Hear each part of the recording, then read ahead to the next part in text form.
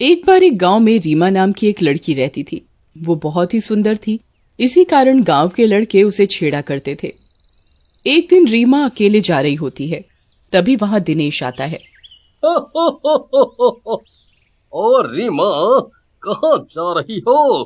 अकेले अकेले कहाँ जा रही हो? हमें भी साथ ले लो, जहाँ जा रही हो ले लो। तुम्हारे घर में माँ बहन नहीं है क्या? जब देखो आती जाती लड़कियों को छेड़ते रहते हो। रीमा, गुस्सा क्यों हो रही हो? माँ बहन तो है, बस तुम्हारी जैसी बीवी की कमी है। तुम आ जाओ तो वो कमी भी पूरी हो जाएगी। ये थप्पड़ तुम्हें लड़कियों की इज्जत करना सिखाएगा। अब चलो फुटो यहाँ से। लड़कियों से बात करने की तमीज है नहीं, चला है शादी करने, जोकर कहीं का। दिनेश वहां से चला जाता है और अपने दोस्तों को सारी बात बताता है। क्या दिनेश, एक लड़के से पिट कर आ गया? क्या फायदा तेरी कसरत का? हम पर तो रौब दिखाता फिरता है।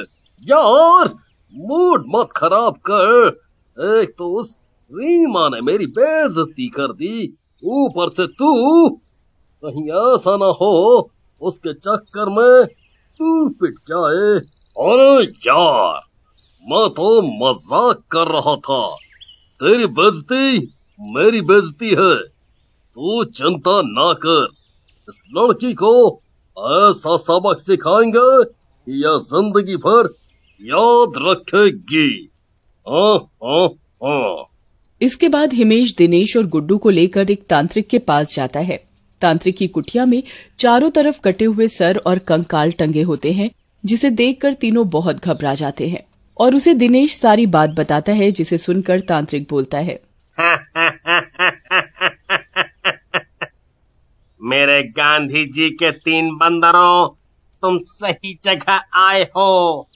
मैं तुम्हारा बदला लेने में मदद करूंगा, लेकिन मुझे बदले में बहुत पैसे चाहिए, बहुत सारे पैसे चाहिए। तो मैं दूंगा ना बाबा तुम्हें पैसे, लेकिन उस डायन से बदला लेने में मेरी मदद करो। फिर तांत्रिक अपने पास से एक लड्डू निकालता है और दिनेश को दे देता है। जाओ जमूरों, ये लड्डू उस लड़की को खिला देना, फिर देखना मेरा कमाल। फिर दिनेश और उसके दोनों साथी तांत्रिक को पैसे देकर वहां से चले जाते हैं। यारो, ये लड्डू हम उस रीमा को खिलाएंगे कैसे? ये सब तुम मुझ पर छोड़ दो। अगले दिन दिनेश रीमा के पास जाता है और बोलता है। रीमा, मैंने तुम्हें बहुत बुरा भला कहा और छेड़ा है। मैं तुमसे अपने उस बर्ताव के लिए माफी मांगता हूँ। आगे से मैं तुम्हें अपनी बहन जैसे ही मानूंगा। मुझे माफ कर दो, मुझे माफ कर दो, माफ कर दो। अरे अरे दिनेश, ये क्या कर रहे हो? मैंने तुम्हें माफ किया, अब उठो। तुमने अगर सच में मुझे माफ कर दिया है तो ये लड्डू खाओ। तभी मैं मानूंगा कि तुमने मुझे माफ कर दिया।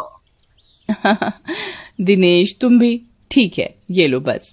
ऐसा कहकर रीमा लड्डू खा लेती है और वहां से चली जाती है। मान गया भाई, मान गया। चालू पने में तो तुम सबके बाप हो। इतनी सफाई से इस लड़की को बेवकूफ बना दिया। फिर वो तीनों भी अपने अपने घर चले जाते हैं। उधर रात होते ही रीमा को अजीब सा होने लगता है, उसे चक्कर आने लगते हैं। ये क्या हो रहा है? मुझे चक्कर क्यों आ रहे हैं? मेरे हाथ पैरों को क्या हो रहा है? तभी देखते ही देखते रीमा चुड़ैल बन जाती है।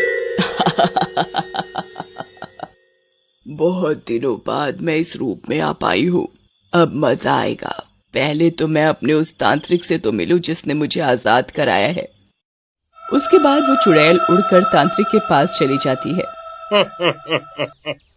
आओ मेरी चुड़ैल। मुझे पता था कि तुम आओगी, इसीलिए मैंने तुम्हें आजाद कराया है और इस लड़की के शरीर में डाला है। तूने पैसों के लिए मुझे आजाद करवाया है ना, लेकिन मैं अभी बहुत दिनों से भूखी हूँ, मुझे भी कुछ खाने को चाहिए। मेरी चुड़ैल, तू आजाद है, जो भी खाना है खा। इसके बाद चुड़ैल एक पेड़ पर बैठ जाती है। तभी वहां से एक गांव वाला गुजरता है। आज मौसम बड़ा बेईमान है, बड़ा बेईमान है आज मौसम। आने वाला कोई तूफान है, कोई तूफान है। कौन कौन है और ऐसे कैसे गाना गा रहा है भैया?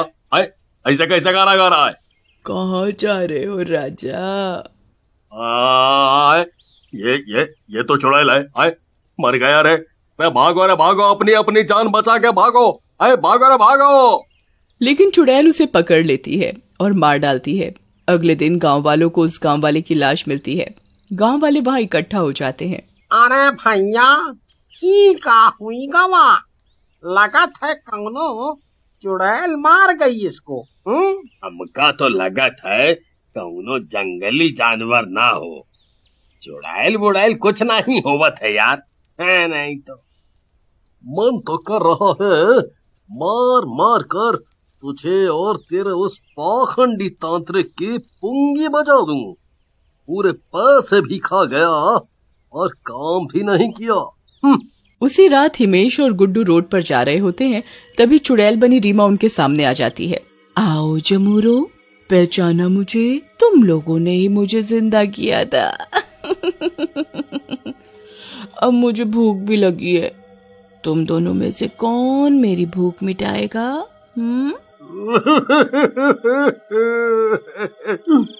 हमें माफ कर दो, हम दोनों की जान बख्श दो। आपको तो उस दिनेश ने जिंदा किया है।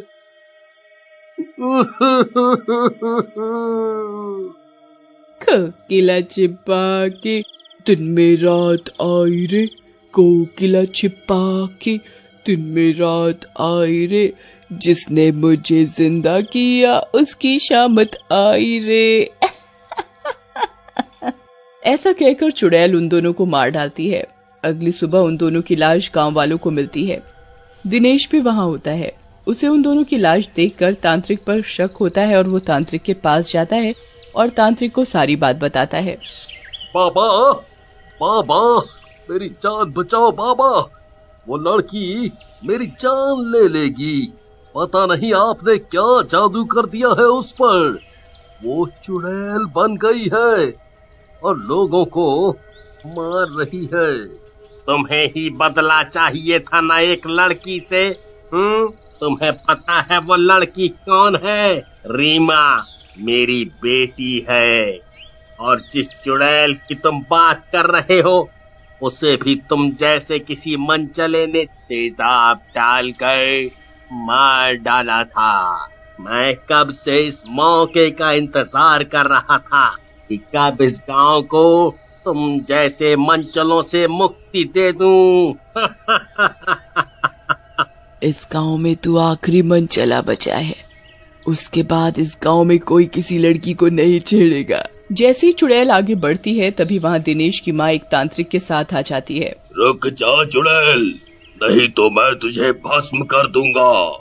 दिनेश की माँ की बात सुनकर चुड़ैल वहीं रुक जाती है। तब तक दूसरा तांत्रिक भभूत चुड़ैल के ऊपर छिड़क देता है। चुड़ैल रीमा के शरीर से अलग हो जाती है और फिर गायब हो जाती है। तुम महान हो बेटी, तुम महान हो।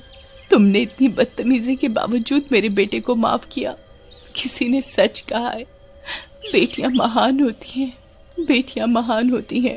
तभी पहला तांत्रिक बोलता है, और हाँ, लड़की छेड़ना बिल्कुल मना है।